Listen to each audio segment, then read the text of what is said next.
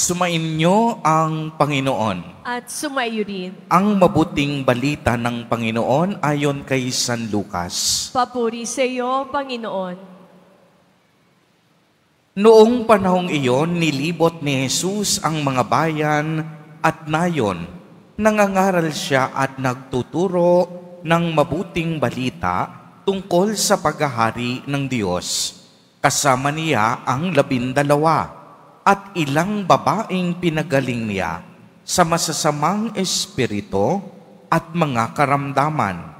Si Maria na tinatawag na Magdalena, mula sa kanya'y 7 demonyo ang pinalayas.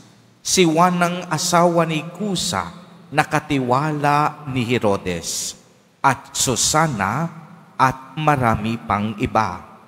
Ang ari-arian nila ang itinustos nila sa pangangailangan ni Jesus at ng kaniyang mga alagad. Ang mabuting balita ng Panginoon. Pinupuri ka namin, Panginoong Hesukristo.